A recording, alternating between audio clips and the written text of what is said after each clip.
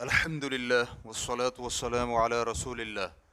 हज के महीनों में उम्रा की अदायगी के बाद अपने मुल्क वापस चला गया तो क्या उसका हज तमत्तो होगा? सवाल किया गया है। आपसे गुजारिश है कि मुझे मालूमात फराहम करें कि हज के महीनों में उम्रा की अदायगी करके वापस अपने शहर चले जाएं तो क्या हमारा हज तमत्तो होगा और हम पर कुर्बानी ज़रूरी होगी कि नहीं? आपको इल्म होना चाहिए कि हम हज मुफरद करने की नीयत रखते हैं और हमारी रहायश मदीना शरीफ में है। अल-जवाब बिअौनिल्लाहि सुब्हानहु व तआला। मुतमत्ते यानी हज तमत्तो करने वाला वो शख्स है जिसने हज के महीनों में उम्रे का इहराम बांधा और उम्रा से फारिग होकर उसी वर्ष हज का इहराम बांध लिया। और हज तमत्तो की शर्त यह है कि तमत्तो करने वाला उम्रा करने के बाद मक्का से अपने शहर और मुल्क वापस न जाए। लिहाजा अगर वो अपने शहर या मुल्क वापस चला गया और हज मुफरद के लिए वापस आया तो उसका ये हज मुफरद ही होगा और हज तमत्तो नहीं, और ना ही उस पर कुर्बानी लाजिम होगी क्योंकि उसने हज के लिए नया सफ़र किया है। और अगर यह हाजी हज तमत्तो करना चाहे तो उसे दूसरे सफ़र में मीक़ात से हज तमत्तो का इहराम बांधना होगा।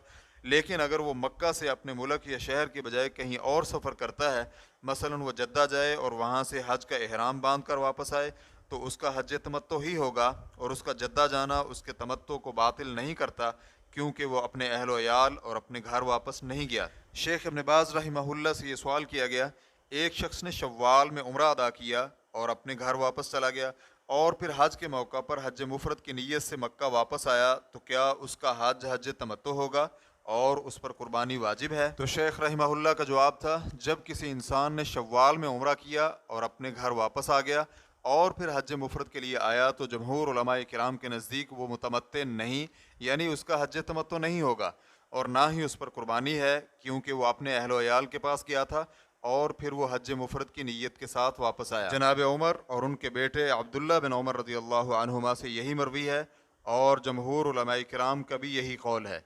और इब्न अब्बास रज़ियल्लाहु अन्हुमा से मरवी है कि वो मुतमत्ते होगा और उस पर कुर्बानी भी होगी क्योंकि उसने हज के महीनों में उम्रा और हज को एक ही साल में जमा किया है। लेकिन जमहूर उलमाए किराम कहते हैं, जब अपने अहल व याल के पास वापस चला गया, और उनमें से बाज़ का कहना है कि जब वो कसर की मसाफत जितना सफ़र करे और फिर वो हज मुफरद करे तो वो मुतमत्ते नहीं होगा। और ज़ाहिर ये होता है वल्लाहु आलमु कि राजे वो है जो उमर और इब्न उमर रज़ियल्लाहु अन्हुमा से मरवी है कि जब वो अपने अहल व याल के पास वापस चला गया तो वो मुतमत्ते नहीं होगा और ना ही उस पर दम है।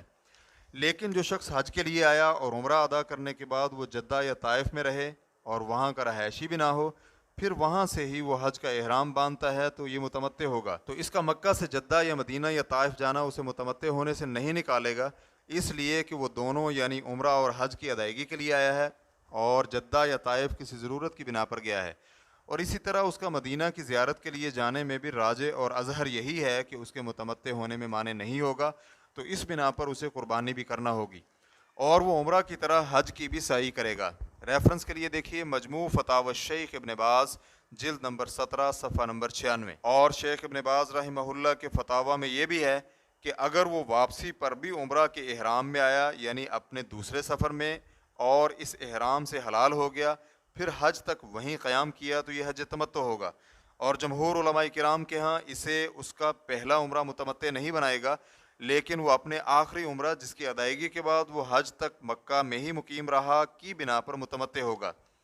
रेफरेंस के लिए देखिए फतावा शेख इब्न बाज़ जिल्द नंबर 17 सफ़ा नंबर 98। और शेख इब्न उसैमीन रहिमहुल्लाह कहते हैं, जब हज तमत्तो करने वाला अपने शहर या मुल्क वापस चला जाए और फिर अपने शहर से हज की नीयत से मक्का जाए तो उसका हज मुफरद होगा क्योंकि उसका हज और उम्रा के माबैन अपने अहल व याल के पास वापस आ जाने की बिना पर इनक़िता पैदा हो गया है, तो उसका दूसरा सफ़र करना हज के लिए जदीद सफ़र होगा, तो उस वक़्त उसका हज मुफरद है, लिहाजा उस पर हज तमत्तो की कुर्बानी वाजिब नहीं होगी।